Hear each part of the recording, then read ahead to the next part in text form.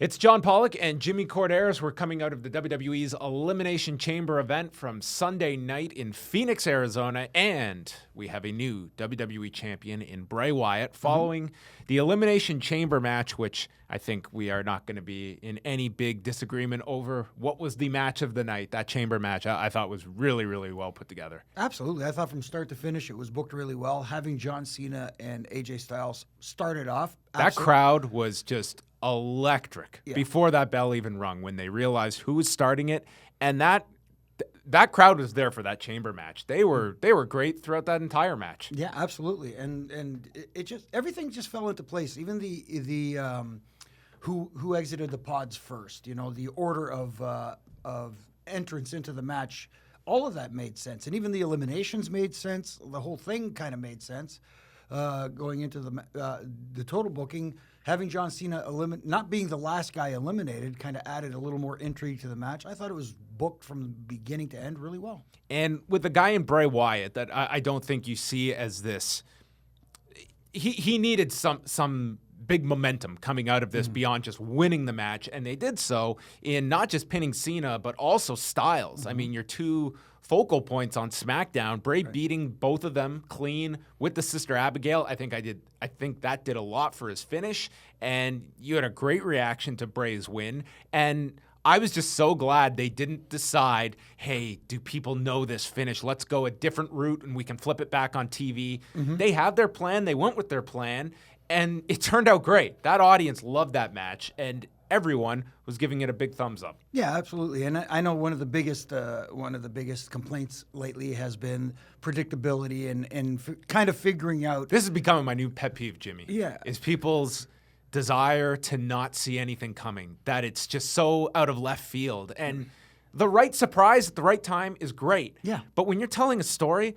it would have made no sense last night for AJ Styles to win that title just to surprise people, and then Bray beats him on TV. What does that possibly accomplish other than a momentary, I didn't see that coming? At the expense of your own story that you've put all these months into. Exactly. I hate to reference this again, as I've done before. It's like going to see the movie Titanic, and then all of a sudden at the last second, the ship swerves and misses the iceberg, only to get hit by an iceberg tomorrow.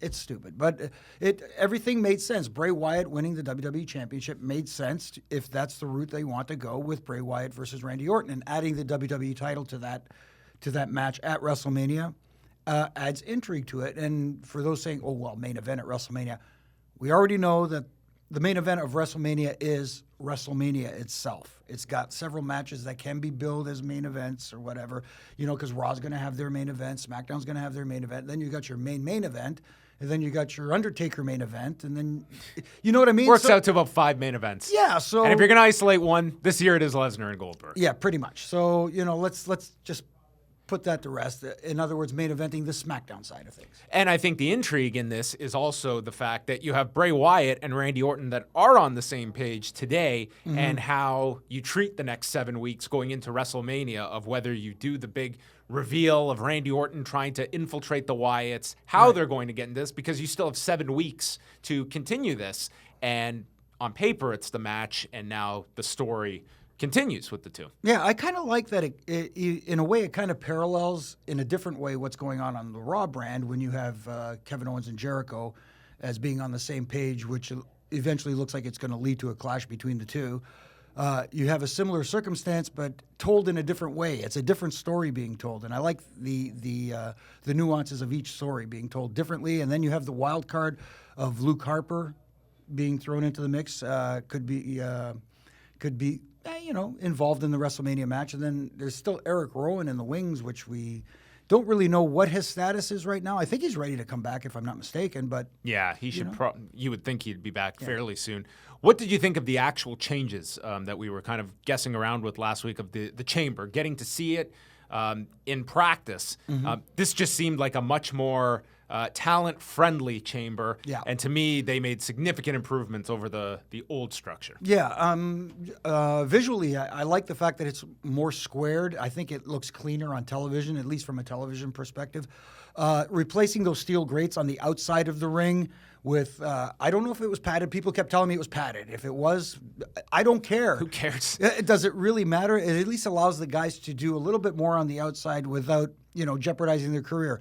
Oh, God forbid we actually make a little more friendly to the talent so they could actually prolong their careers.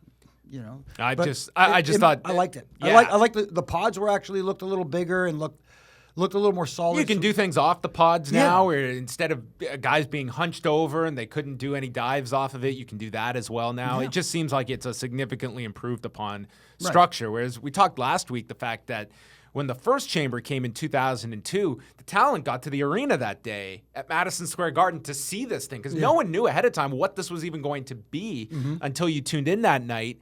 And the talent got there and had to figure out how to work this. And I mean, it just reeked of a structure that people that were not wrestlers came up with. It's like, oh, sure, let's make some steel floors for them to fall onto. Yeah. So anyway, that was a big plus.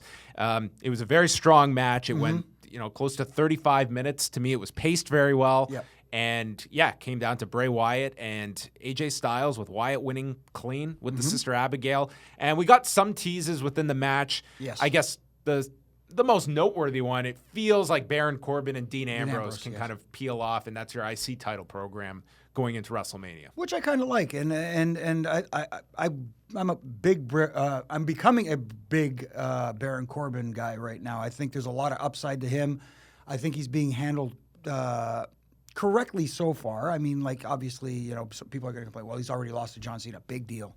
That's not a big deal to me. I like his progression. I like the way he is being portrayed so far. So him and Dean Ambrose at WrestleMania, I'm perfectly fine with. We'll see where that goes. I could see an IC title run for him and a nice strong one. You talk about long secondary title runs. Maybe he's the guy to do it.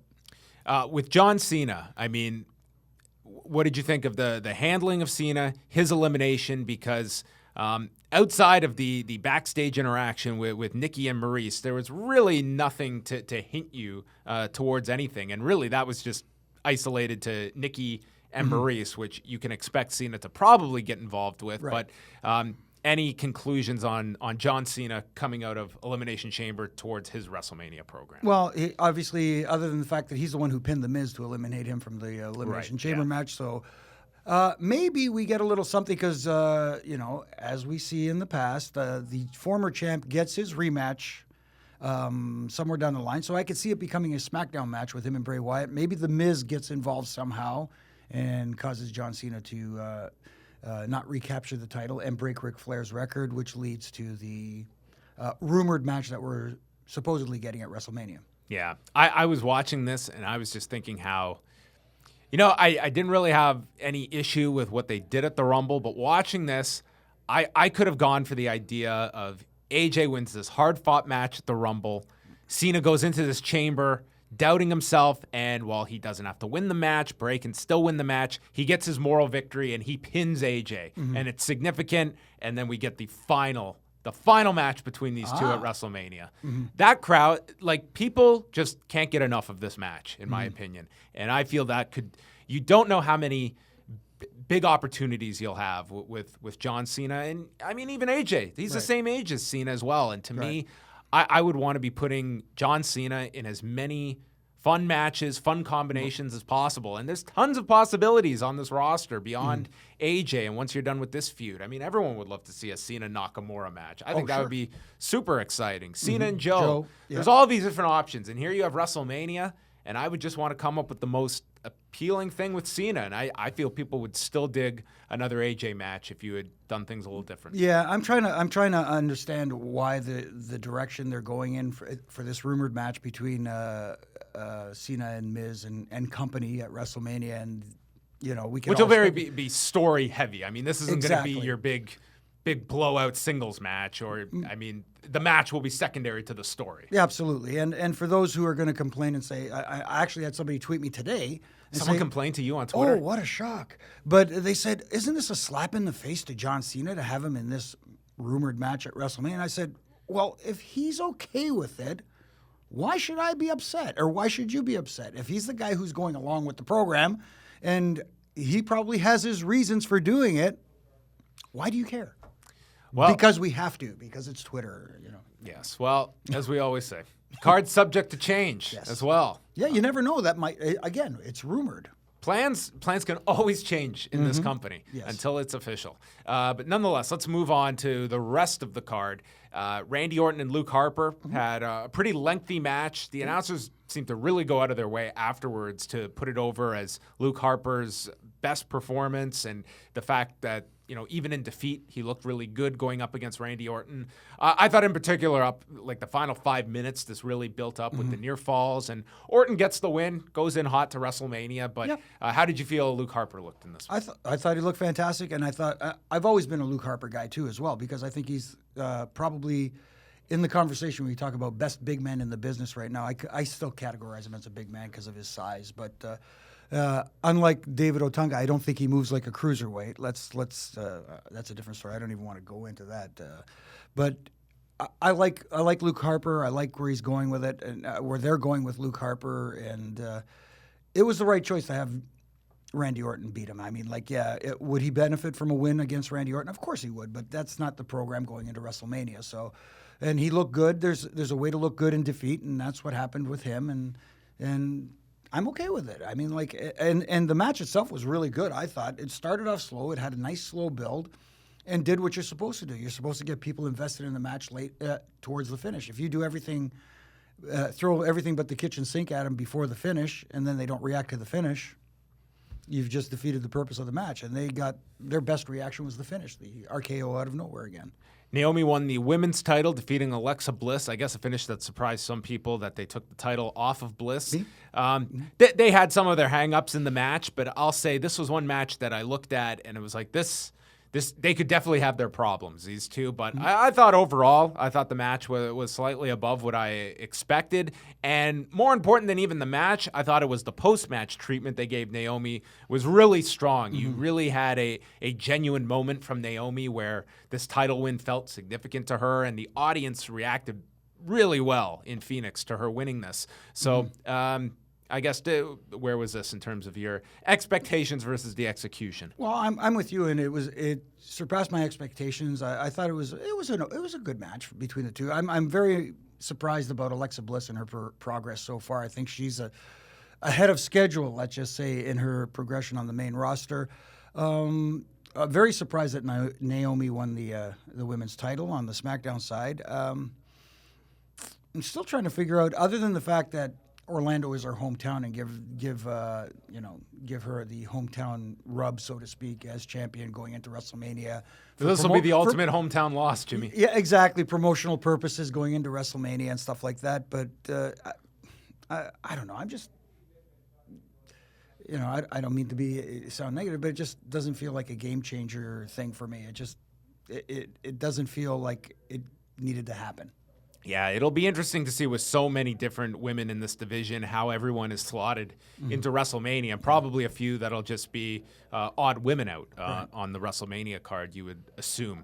Other women's matches, we talked about this last week with Nikki Bella and Natalya. And I guess given the fact that if you're watching this match believing this is the blow-off, I mean, I was looking at certain things where, you were talking about this last week, the fact that you want to make this feel like a fight. And it was, they had certainly their physical spots in the match, but it was by and large a wrestling match. Right. And then with the finish, as it was with the double count out, you realize this was not designed to be the blow-off, and that's probably going to be reserved for television, and perhaps you add a stipulation to it, and you get like a week's promotion out of it and make it something big on television. Right. I didn't like the way it started off. Like you said, we had the slap from Natalya at the beginning, and then right there we go to the headlock takeover, and I get that the announcers were trying to explain that Natalya is trying to out-wrestle Nikki and show her that she's a better wrestler, but at the same time, it just...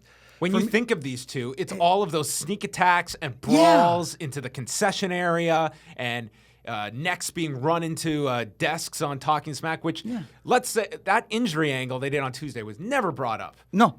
You went off the air on Talking Smack with the idea she may not be cleared And we had no update on this show. She was just fine. She wasn't selling the neck. It was nothing. No, and attempted arm bars and stuff like that. It didn't feel like a fight to me. And it was supposed to feel like a fight. Leading up to this match, everything felt like a fight, like a brawl. They had to keep them separate on SmackDown. Was it last week on Tuesday where they had them in apparently separate studios to do the interviews and stuff like that? And then all of a sudden it's like, here we go. We're going to have a wrestling match. So I think you have to do the wild brawl on television, and we'll see what they do there. But that looks to be the direction there. And then rounding out the women's matches on the card, opening up the main card, so to speak, was Becky Lynch defeating Mickie James, which I thought was a pretty good match. They worked it around the shoulder, and then Becky catching her with she went for the disarmer, and then Mickie blocked that, and then got into a jackknife cover, and Becky gets the win. Yeah, it kind of makes sense. I mean, like I don't know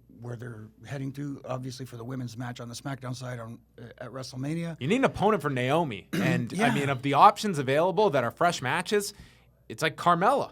Yeah, and that again, something else I don't even want to get into. Those were just pointless. Awkward. Yeah, made. I'm sorry, Carmelo and those, like, from the panel to these stupid cutaways to the skybox, and the culmination of these cutaways was James Ellsworth telling Dasha to scram. This was the worst part of the show. Right. Continual theme that added nothing. Also on the show, we had the tag team turmoil match. American Alpha keep the tag titles. And I guess we spin off to the Usos, even though they were beaten by American Alpha in a couple of minutes. Yeah, I mean, like, they got their heat back after the loss and teased the Ascension. That's about as close to the Ascension going to get. Was this the high point of the Ascension's main roster run? Sunday night, getting a near fall on American Alpha. Well, the bar is not exactly that high, so I would say yes. The bar is in negative feet, I would say, for the Ascension. So maybe a main roster high point for Connor and Victor. There needs to be. I don't want to say. I mean, like, they've got several teams, but just not enough that people are invested in. You know what I mean? Other than and you kind of had your champions run through them all in this match. I mean, that to me was another point. Why throw all your teams here in a tag turmoil match? Like, it seems counterproductive to have your champions run through a gauntlet and defeat all your teams, and now we come out of it, and it's like, well, now what? The Usos, I don't know. I mean, like, we've got a few teams down in NXT that are, primed for a debut. Do you bring the Revival up and have them? This kind of match is great for that introduction of a team. There was the one year they did this with Chris Jericho and then Edge as his partner, remember? Right. And that was a tag turmoil match where they just came in, unannounced team, and they win the tag titles. I mean, this kind of format is perfect for that introduction of a surprise team at the end, but that wasn't the case for this. I mean, they told a self-contained story here of American Alpha overcoming the attack by the Usos, but it was just, to me, it was, you were left not really having a desire of any particular direction in this division. Right, and like you said, this would have been a prime opportunity to introduce a new team instead of doing the proverbial wait till post-WrestleMania Raw and SmackDown to do it. It almost feels like there are so many guys that are ready to make that jump, and I think they realize that the post-WrestleMania Monday night crowd would be perfect for a guy like Shinsuke Nakamura to debut. But it's the best and worst. If you're a really hot act and you're going to get a really big featured spot, it's great to debut in front of that crowd. Conversely, if there's a lot of them, you could become the Vaudevillains or Apollo Crews last year where there were no plans and you're forgotten real quick. Right. Speaking of Apollo Crews. Let's chat about this. Anybody could have looked at this and stated, why is this happening? This is just all backwards. And it ended up where Dolph attacks Kalisto, so we got a semblance of a singles match until Kalisto made his valiant return to this match. And then they defeated Dolph, who made his own comeback. The heel that had been outnumbered got his revenge against these two people as the crowd cheered him on as he gained his revenge, ending it with thank you, Ziggler, as he left the conquering hero with these two idiots left in the ring lifeless. While wearing tights with the American flag. Yeah. Yeah. Screaming, that screams of heel.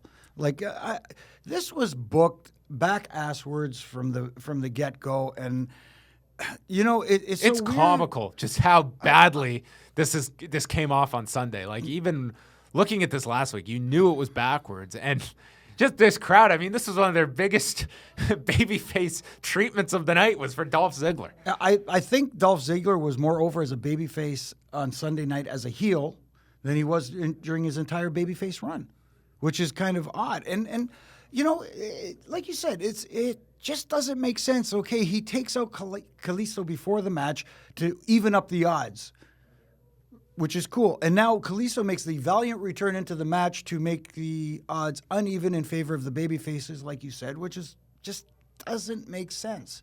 Makes zero sense whatsoever. I don't even know why it was booked this way. And this after Dolph lost a singles match to Apollo in a minute on SmackDown this week. And then they do the injury angle afterwards on the ankle, the I guess you would call it the Brian Pillman spot. Which the crowd loved. Yeah, exactly. So, man, I did nothing for me. I'm sorry. Boy, Dolph Ziggler needs a compass to find some direction. Because this poor guy, one day there's going to be a great book Dolph Ziggler could write. Oh, yeah. My years in the WWE. What a disaster some of them were. Well, that was Elimination Chamber, unless you want to go deep into Mojo, Rawley, and Curt Hawkins, which Mojo won. Other than the fact that... those trunks got to go. Which ones? Mojo's or Curt Hawkins? Mojo's. I guess the lesser of the two. Yeah, well, Curt Hawkins was channeling his Thurman Sparky plug trunks. Maybe that's an option. Maybe these two can get into a... Or more like, what was it, Bombastic Bob and... Bodacious Bart. Wonderful. Yeah.